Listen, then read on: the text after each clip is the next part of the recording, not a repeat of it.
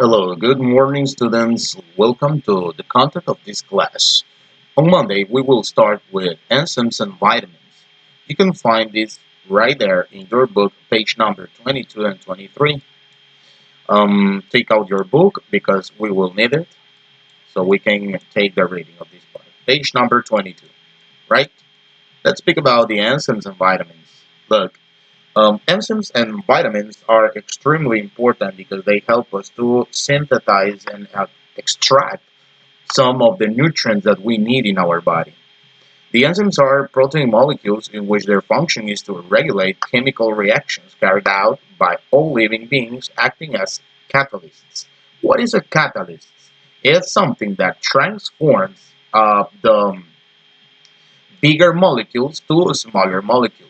For example, if we take a substrate and then the enzyme will attach to it in this position, like this one, and then the substrate will be synthesized or catalyzed, transforming that substrate into two different compounds. These products will be helpful for us. Imagine the following. You are eating an apple. You are not going to swallow the whole apple. You have to chew it, break it in smaller pieces, and then you can eat it because it's too big for you. The same thing with a watermelon. You take a watermelon, can you eat it completely just by swallowing it? No. What you have to do is cut it with a knife in smaller pieces so you can eat the slices easily. The same thing happens with the enzymes. You have a bigger compound, imagine milk, you're drinking milk, and then the enzymes will take that milk and will break it to take the sugar and the proteins that are inside the milk so your body can use them for the purposes. As you can see here, you continue saying in your book, they accelerate these chemical reactions or as inhibitors, reducing the level of energy activation of its reaction. The energy activation is the minimum amount of energy that is needed before starting a particular process. Well, all this is what you can see about the enzymes. Basically, the enzymes transform bigger molecules into smaller molecules that we can use for digestive processes or intracellular processes. Then we're going to see example of some enzymes. We have the lactase, pepsin, amylase, and lipase. Each one of them perform different operations or different works inside our body. For example, the lactase in children intestines is used to eat or digest properly the milk. You can extract from the milk the glucose and galactose. Where can the lactase work? The lactase can work in milk lactose, helping to digest the sugar of the milk. Then we have the pepsin. The pepsin is in pancreas and intestine. Okay, what provides? It can give us peptides and amino acids. From where the pepsin works? In proteins, hydrolyzing them by separating its components. Then we have the amylase. Where can we find it? Inside the stomach and the pancreas. What can give us? It provides us with glucose. Well, it acts basically in all the starches and sugars. Then we have the lipase. It is inside the pancreas and intestine. It provides us with fatty acids and glycerin that we need. And we can act this over the fat, for example, meat, chicken, or any other thing that contains fat. Okay, now, what we're going to do is to observe some pictures to clear this in a better way. What is an enzyme? Well, the enzyme basically works like this. The substrate is the compound that you are ingesting. The first example that we took was the milk. Imagine that you are drinking milk. So, the question is, when your digestive system ingests milk, in the end, when you have to excrete, what are you going to throw outside? Milk again?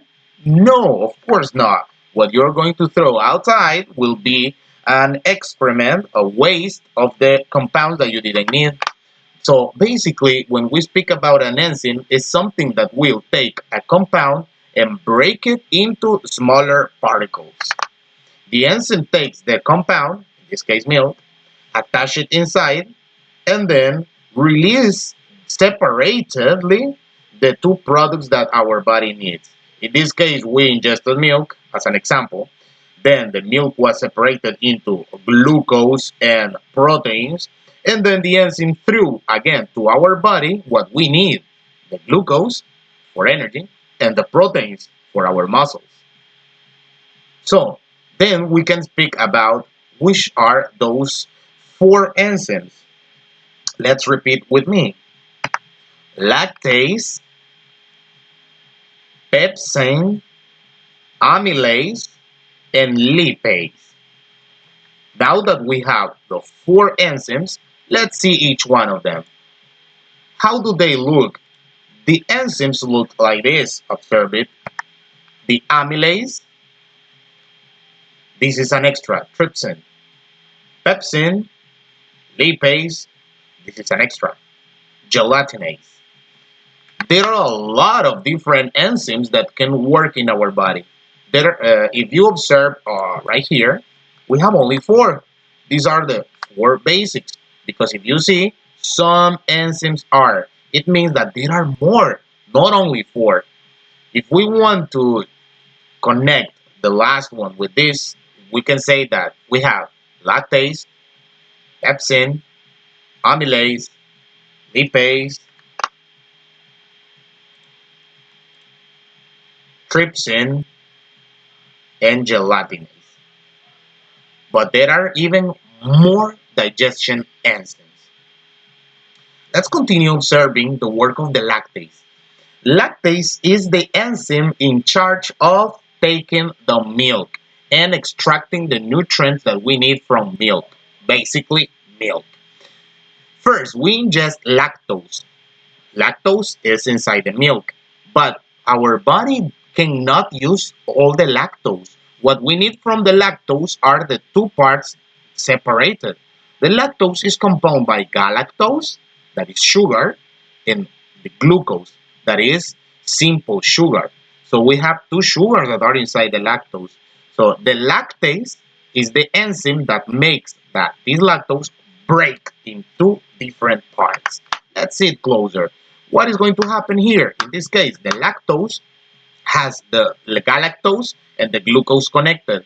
When the enzyme starts to work, break it in two parts. And then you will get the galactose and glucose. Now, our body can use the galactose and glucose to the different functions of the body. Now, what happens when the lactase of our body is not working? Well, what we have is a bacterial fermentation in our body. This is what we call people intolerant to the lactose. And what happened with these people? They cannot drink milk because the enzyme, in this case, the enzyme of lactase, it's not working in them. So they cannot drink lactose milk. They have to drink free lactose milk. That's the people that we call intolerant to lactose. So is the lactase important? Yes, a lot. Lactase help us to get galactose and glucose, sugars or energy from the milk. Now, let's continue speaking about the next one. In this case, we are going to see the pepsin. What is the work of the pepsin? Well, in the digestion is very important. First, our food ingested travels through the esophagus and then the lower sphincter of the esophageal area of the stomach. This space open, let the food get inside into our stomach, as you can see, and then here in our stomach, the gastric acid deactivates all and break down all the food that we were eating. Remember that you have to chew it. Then the pepsin is going to have a very important work. The proteins that were inside the food will be catalyzed by the pepsin. The ingested protein is degraded by pepsin to smaller peptides. The peptides are smaller units that contain proteins for our body. So what can we get through the pepsin? The pepsin will transform big proteins into smaller pieces of proteins that we can ingest. And the small pieces of proteins are called peptides. Okay, so pepsin is very important. Pepsin is going to give us more proteins to our body. The lactose give us sugars, and the pepsin give us the opportunity to get more proteins. Let's continue speaking about the next enzyme. In this case, we're going to speak about the amylase. If we can check it out right here, you see that we eat starch food through our mouth. The amylase is present in the saliva. When we are chewing, the saliva is very important to help the food travel through our esophagus to our stomach. But it's important because it's a catalyzer to activate the enzyme called amylase. It has a short duration. Then it's inactivated by the acid of the stomach. Then travels from the stomach to the intestine. Inside the intestine, the amylase activates again by the pancreatic amylase. And what are we going to get by the work of the amylase? Well, this enzyme is very important. It will extract from the food glucose, maltose, and dextrin that are sugars, important sugars for our body. Yes, the amylase help us to get more energy. Then let's continue watching how the amylase work. In the metabolism, well, the pancreas help a lot to send the amylase to work. It passes to the small intestine and then filters from there to the kidneys. Some amylase that is not important will go. The amylase sometimes is eliminated in the urine through the kidneys. And then other parts of, remember that the amylase will extract sugars, in this case the glucose, maltose, and dextrin, they will go to the blood because they will provide us energy. And then the excess of amylase that is not necessary is destroyed by the trypsin. Here, the small amount, there are two parts of amylase that will be eliminated from our body. One part of the amylase that we don't need will go through the urine, and the excess of amylase that is solid will go through the feces, the excrement. It will go outside. So the amylase that is in excess will be eliminated through kidneys and through the excrement. And then other small part will remain inside in the small intestine. Remember, what help us the amylase in the metabolism? The amylase will give us the opportunity to get glucose, maltose, and dextrin that are energy units, important energy units for our body. Okay, so to finish, we are going to see the lipids that will be digested, and metabolized by the lipase. Let's do a short review of the ones that we saw. First, what is an enzyme? An enzyme is in charge of taking substrate or compounds, bigger compounds, and reduce them into smaller products. Example, we drink milk, the enzymes will break the milk to transform it into sugars and proteins or glucose that our body is going to use. Okay, that is the function of the enzymes. Now, then we saw example of enzymes. The example of enzymes were, in this case, lactase, pepsin, amylase, and lipase. But there are more. There are more. For example, the trypsin and the gelatinase. Then we started to speak about the lactase. The lactase, what it does is digest the milk, extracting from the milk galactose and glucose.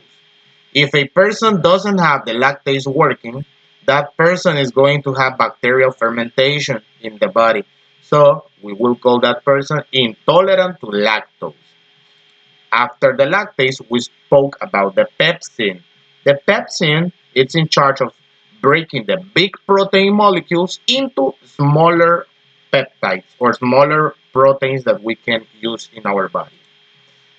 Then we saw the amylase. The amylase is in charge of breaking the big food molecules to get glucose, maltose, and dextrin. And now, to finish, the lipids are digested by the lipase.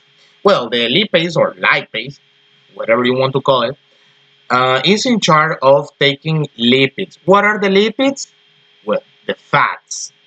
You can extract fat from meat, from chicken, from food that has a lot of fats. And what is going to do the lipase? Well, basically, it's going to take big molecules of lipids and break it down to smaller droplets that can be extracted for the body in the easiest way. Maybe you're saying, Mr. But fat is not so good for us. Let me tell you that fat is necessary. The problem is the excess of fat. The lipase is in charge of taking big molecules of fat and breaking them in smaller molecules. But when you ingest too much fat, the lipase is not capable of transforming those big units of fat. So for that reason, we get fatter and we increase our weight. So that was everything about the enzymes in the page number 22.